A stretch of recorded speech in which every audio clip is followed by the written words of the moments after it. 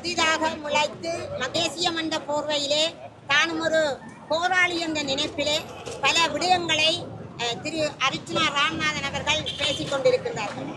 உண்மையிலேயே யாழ் மாவட்டத்திலே மட்டுமல்ல, கிளிநொச்சி மாவட்டத்திலும் அவருக்கு நிறைவான எங்களுடைய வாக்குகளை மக்கள் அளித்திருக்கின்றார்கள். தங்களுடைய வாக்குகள் அளித்து பாராளுமன்றம் சென்றவர் தமிழ் தேசியம், தமிழ் விடுதலை புலிகள், தலைவர் பிரபாகரன் தனக்கு தந்தை என்று சொல்லுகின்ற போது கூட நாங்கள் உண்மையாகவே அவர் ஒரு தேசியத்தை விரும்பி தேசியத்தோடு பயணிக்கின்ற ஒருவராகத்தான் நாங்கள் பார்த்திருந்தோம்.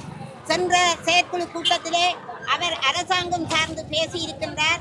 எங்களுக்கு இழப்பீட்டினையும் அதுக்குரிய பரிகாரங்களையும் செய்தால் காணாமல் ஆக்கப்பட்ட போராட்டத்தை அடக்கிவிடலாம், இல்லை அது ஒழித்து விடலாம் என்று அவருடைய நினைப்பு, அவருடைய படிப்புக்கு ஏற்ற வகையில் அவர் இந்த வார்த்தைகளை வெளிவிட இல்லை.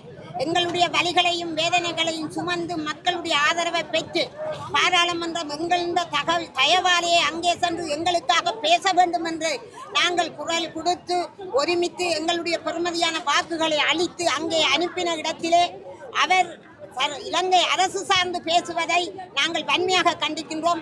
இனிமேல் அவர் காணாமல் ஆக்கப்பட்டோர் விடயத்த தரப்பை அவர் எங்கேயும் பேசக்கூடாது என்றதையும் இந்த ஊடக வாயிலாக கூறி நிற்கின்றோம். அதிலும் ஒரு பாராளுமன்ற உறுப்பினர் சொல்லியிருக்கிறார், காணாமலாக்கப்பட்ட உறவுகளுக்கு நட்டஈடு வழங்கப்பட வேண்டும் என்றும், கையெட்டியிலே தனியார் காணிகளை ஆக்கிரமித்து அமைக்கப்பட்டிருக்கின்ற சட்டவிரோத விகாரையை அகற்றுவதற்கு பதிலாக மக்களுக்கு மாற்று காணிகளை வழங்க வேண்டும் என்றும் சொல்லியிருக்கிறார்.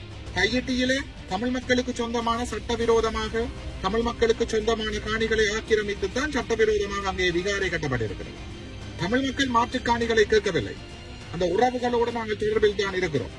ஆகவே எங்களுடைய கோரிக்கைகள் தெரியாவிட்டால் நீங்கள் அமைதியாக இருங்கள். அதை விடுத்து இனத்தை காட்டிக் கொடுக்கின்ற கூட்டிக் கொடுக்கின்ற செயற்பாடுகளை தயவு செய்து முன்னெடுக்காதீர்கள்.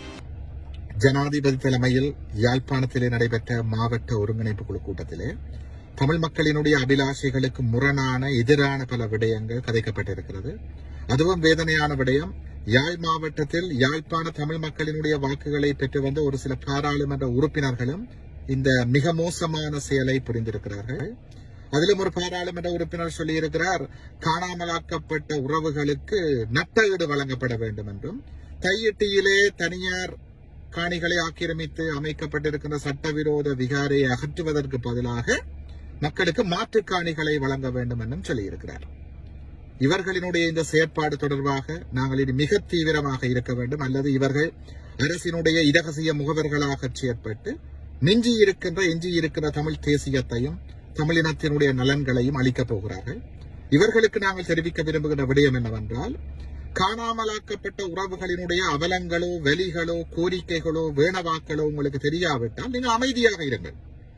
காணாமலாக்கப்பட்டவர்களினுடைய உறவுகளோ சொந்தங்களோ நட்டஈட்டை கேட்கவில்லை, சலுகைகளை எதிர்பார்க்கவில்லை. அவர்கள் எதிர்பார்ப்பது தங்களுடைய உறவுகளுக்கு என்ன நடந்தது, உண்மை கண்டுபிடிக்கப்பட வேண்டும். தங்களுடைய உறவுகள் உயிரோடு இருக்கிறார்களா இல்லையா, உயிரோடு இருந்தால் அவர்கள் உடனடியாக விடுவிக்கப்பட வேண்டும், உயிரோடு இல்லாவிட்டால் அவர்களுக்கு என்ன நடந்தது, அவர்களை காணாமலாக்கியது யார், கொலை செய்தது யார் என்பது கண்டுபிடிக்கப்பட்டு குற்றமளித்தவர்களுக்கு தண்டனை வழங்கப்பட வேண்டும். அதுதான் அந்த உறவுகளினுடைய கோரிக்கையாக இருக்கிறது.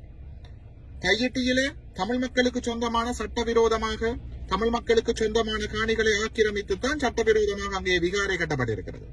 தமிழ் மக்கள் மாற்று காணிகளை கேட்கவில்லை. அந்த உறவுகளோடு நாங்கள் தொடர்பில் தான் இருக்கிறோம்.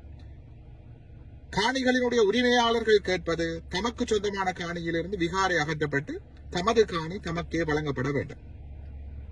காணாமலாக்கப்பட்ட உறவுகளுக்கு என்ன நடந்தது என்பதை கண்டுபிடிப்பதற்கு ஒரு சர்வதேச விசாரணை நடத்தப்பட வேண்டும். இவைதான் பாதிக்கப்பட்ட மக்களதும் எங்களதும் கோரிக்கைகளாக இருக்கிறது. ஆகவே எங்களுடைய கோரிக்கைகள் தெரியாவிட்டால் நீங்கள் அமைதியாக இருங்கள். அதை விடுத்து இனத்தை காட்டிக் கொடுக்கின்ற கூட்டிக் கொடுக்கின்ற செயற்பாடுகளை தயவு செய்து முன்னெடுக்காதீர்கள். இப்படியானவர்களுக்கு வாக்களித்த நமது மக்கள் கூனி குறுக வேண்டும், வெட்கி தலைகுனிய வேண்டும். மக்கள் இழைக்கின்ற பிழையான முடிவுகள் இனத்தினுடைய தலைவிதியை படுமோசமாக பாதித்துக் கொண்டிருக்கிறது. இனி என்றாலும் இப்படியான வரலாற்று தவறுகளை புரிந்துவிடக் கூடாது என்று நமது மக்களை நாங்கள் வினயமாக வேண்டி நிற்கின்றோம். இப்படியாக தமிழினத்தினுடைய நலன்களுக்கு எதிராக செயற்படுகின்ற பாராளுமன்ற உறுப்பினர்கள் தமது செயற்பாடுகளை நிறுத்திக் கொள்ள வேண்டும், அல்லது இவர்களுக்கு எதிரான செயற்பாடுகளை நாங்கள் தீவிரமாக முன்னெடுக்க வேண்டும், அல்லது இவர்கள் அரசினுடைய இரகசிய முகவர்களாக செயற்பட்டு எஞ்சியிருக்கின்ற எமது தமிழ் தேசியத்தையும் தமிழினத்தினுடைய இருப்பையும் இல்லாமல் செய்து விடுவார்கள்.